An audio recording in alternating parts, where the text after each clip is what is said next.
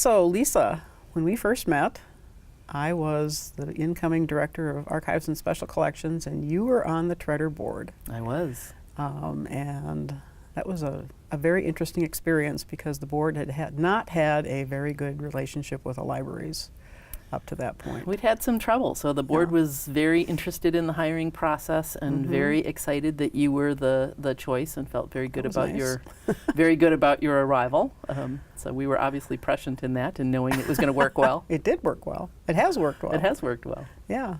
So it was touch and go there for a while, I felt. You know, I think that from the very start, I mean, Jean started collecting when there was really no reason to think anybody would want the material in the archive. Yep. And so when he brought it to the library, I think he always had a sense that things could go wrong. Not that they would go wrong, but that they could. So he was very thoughtful about crafting an agreement with the libraries that provided some protection for the archives. And he was very sensitive to whether or not the collection was being made accessible, being supported. And I think the board wanted to be aware of that as well. Yeah. But I think my sense is certainly in the last 12 years since you've been here, and while Wendy Luget has been the librarian, that the collection, the community, the board has felt very well supported. You have certainly done a lot to tighten that and to broaden it. So it was essentially a gay male collection with a smattering of lesbian content, even smaller smattering of bisexual and transgender. Right. And you have really built those components of the collection. I think it's a factor in most of the GLBT collections that there tends to be much more cisgendered gay male content. And Jean tried to do outreach. I mean, he wanted to include other things, but we all have connections that we bring from our lifetimes of activism and involvement. Right. And so I think I have really focused on adding lesbian content, content from people of color, the transgender community, the bi, pan, fluid, omni community, to really try and balance us out a little bit. And especially on campus, my sense is that issues around gender, the transgender community, genderqueer, that's really where the energy is. And if we want to be responsive to the students and what they're interested in, what they're studying, we really needed to get into that space and put some content in the archive, add to our content in the archive. And you are a collector yourself. I am. That's how I ended up here. I'm a case of donor development gone horribly awry. So when Jean came, he had an advisory board with the archive. And I collect lesbian pulps and contemporary lesbian fiction. I've got, at this point now, 4,500 plus books in my collection. And Jean wanted them for the archive, so he put me on the advisory board in the hopes that I would donate my books. And some years later, I did agree to do that. And then when he retired, I had been laid off, and you approached me about stepping in temporarily. And I had to make a choice. At that time, I had been laid off. I had nothing in the works, and suddenly I got 2 job offers at the same time. And one was doing very much the kind of things that I had done before, and this was doing something very different. And I will be eternally grateful that I made the choice that I did. And as will I. I really hope that everybody gets an opportunity at some point in their lives to be at the right place in the right time, where just everything they do seems to work. It has been a magical time in the archive. It really has, from my perspective too, because you came into the position having such a good sense of how institutions operate. You just kind of rolled with it, and you have the collector's gene, so that fit in well. And you're a wonderful teacher and a wonderful spokesperson for the collection. Jean started the collection, and without him we would have nothing. And I really feel like what I've been able to do is make that critical mass of material accessible and available. So you had the wonderful idea of writing a grant for the Legacy Amendment funding to catalog a lot of serials and journals and process archives.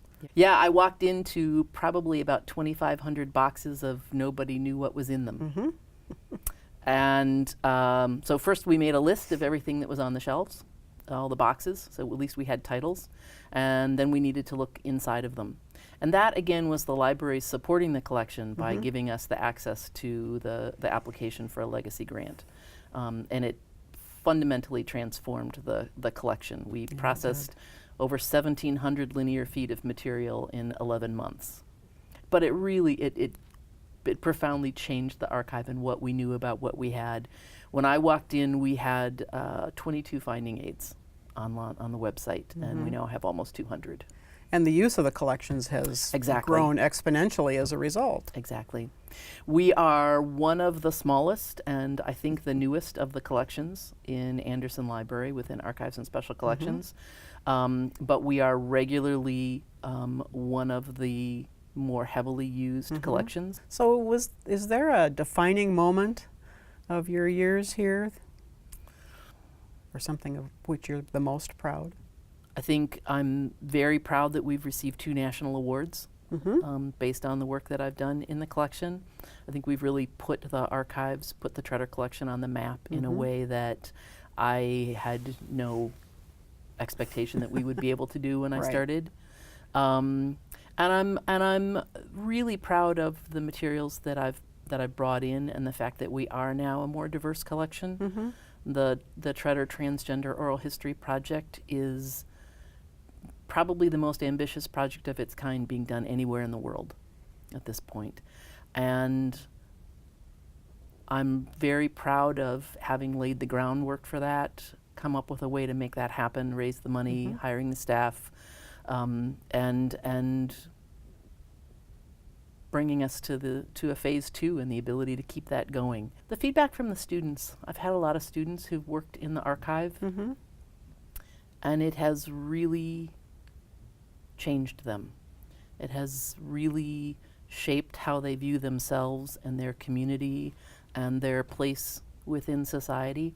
And to watch them see themselves in the archive and see themselves within a history of a community of people is really powerful. It is. And I think the collection, too, when it's used by students for research purposes and class projects, really opens their eyes to a history that they didn't know they had. It's part of the community that most of us were not raised in GLBT households. And so at some point in our lives when we define ourselves as part of the GLBT community, it's really a process of having to learn what that means and what the history is. And an archive is a tremendous way to access that. So you've often said that you grew up in the stacks. Literally. Literally grew up in the stacks. So talk a little bit about your dad and your spending time in the library before Anderson even existed. Yeah. My family moved here when I was 5 years old, and my father took a position as the director of the Immigration History Research Center, which is now one of the collections in Anderson Library.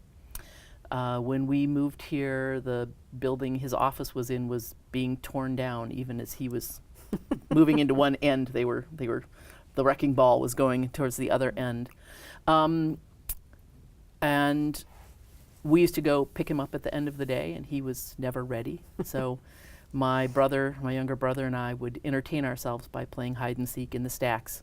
This was before there were caverns underground, and it was in a chicken wire fence, but we knew how to get in. So we would go in and run around and have office chair races down the hallway and play hide and seek and all those things that people don't know happen in archives. The things that you would never let any child do now, back in the good old days. So I literally did grow up in the stacks. Anderson Library is now 19 years old, but it's been part of my life for over 50 years because it was always Shangri-La on the horizon. Someday we would have, a good space to store archival collections in. So when I started working with the advisory board, that was, my father was still alive at that point, and I always thought of him when I came to the building and would sometimes run into him, and the fact that he had played a role in getting the building built that was now housing a GLBT collection was a source of real pride for me.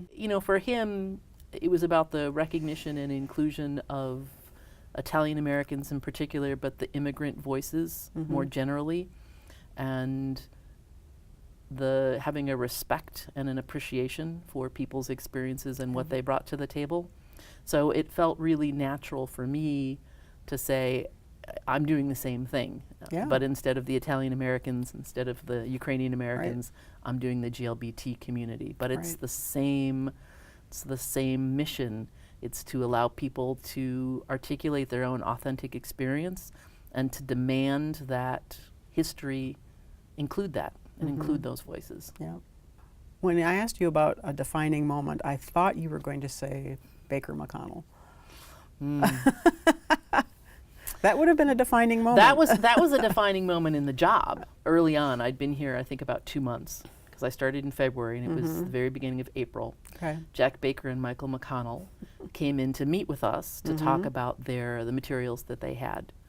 And they brought along one notebook of letters that they had, one of many.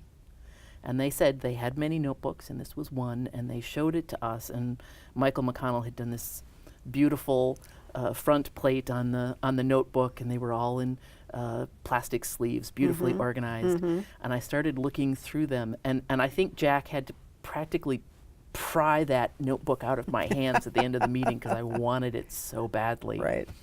And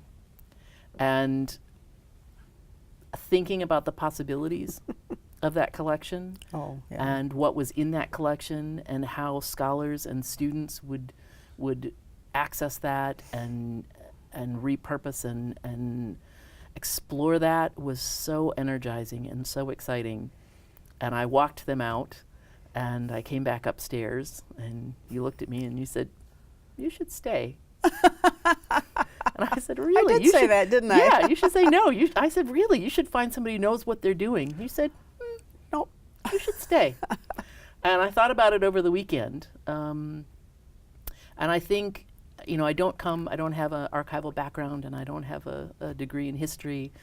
But you brought so many other things to the table. It was the right moment, at the right place, at the right time. Thank you, Lisa. It's been a tremendous time having you in Ask, and I know your colleagues are going to miss you. I'm certainly going to miss you. And, you're welcome to come back anytime and volunteer. It has been magical, and I thank you again for taking a real risk on me and supporting me. I pretty Sure much didn't feel like a risk. Pretty much anything I said, "Hey, how about if you were like, okay," and it has been magic. Yep. So thank you very much. Thank you. We will miss you. I'll miss you.